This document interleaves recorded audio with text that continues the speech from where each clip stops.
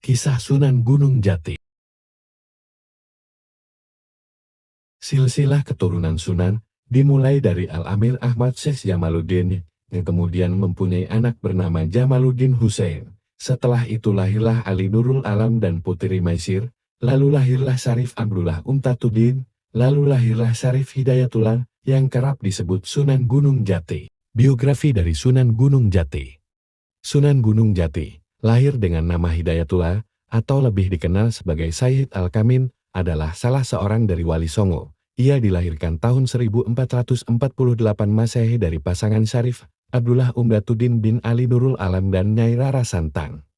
Putri Sri Baduga Maharajab, Prabu Siliwangi dari Kerajaan Pajajaran. Di Cirebon, Sunan Gunung Jati menikah dengan Nyi Ratu Pakungwate yang merupakan putri Pangeran Cakrabuana, penguasa Cirebon. Setelah Pangeran Cakrabuana wafat, kemudian kekuasaan atas negeri Cirebon diserahkan kepada menantunya, yaitu Sunan Gunung Jati. Terdapat beberapa macam metode dakwah yang dilakukan oleh Sunan Gunung Jati. Pendekatan budaya. Metode dakwah Sunan Gunung Jati yang pertama adalah dengan pendekatan kultural dan menghormati budaya lokal. Hal ini sebagaimana yang telah dilakukan oleh Sunan Kudus dan murid-muridnya. Penghormatan terhadap budaya lokal dipraktikkan dengan membuat menara masjid yang menggabungkan seni arsitektur Islam dengan arsitektur budaya Jawa. Terdapat beberapa macam metode dakwah yang dilakukan oleh Sunan Gunung Jati. Toleransi tinggi terhadap agama lain. Metode dakwah Sunan Gunung Jati yang kedua adalah dengan meninggikan toleransi dengan agama lain yang ada di lingkungan masyarakat, di mana saat itu mayoritas orang Jawa beragama Hindu atau Buddha. Dimulai dari lingkup terdekat lalu meluas. Metode dakwah Sunan Gunung Jati yang ketiga adalah dengan memulai dakwah dari lingkup terkecil hingga meluas sampai luar daerah. Disebutkan dalam buku Islam Abangan dan kehidupannya karya Rizm Aisyid, proses dakwah Sunan Gunung Jati di Tanah Pasunda membutuhkan waktu yang lama. Peran-peran penting beliau. Sebagai pemimpin kerajaan Cirebon, Sunan Gunung Jati berperan penting dalam perluasan politik dan agama Islam di sana. Hal ini juga dilakukan untuk memudahkan Sunan Gunung Jati dalam menyebarkan ajaran Islam. Perjuangan Sunan Gunung Jati selesai setelah ia meninggal dunia sekitar pertengahan abad ke-16. Tempat dakwah Sunan Gunung Jati. Sunan Gunung Jati atau Syarif Hidayatullah ini menyebarkan ajaran Islam di sejumlah wilayah di daerah Jawa Barat seperti Cirebon dan Banten. Cara berdakwahnya dilakukan dengan pendekatan struktural. Selain mendirikan pesantren, Sunan Gunung Jati juga mendirikan dan memimpin Kesultanan Cirebon dan Banten. Peninggalan bersejarah. 1. Masjid Agung Sang Cipta Rasa.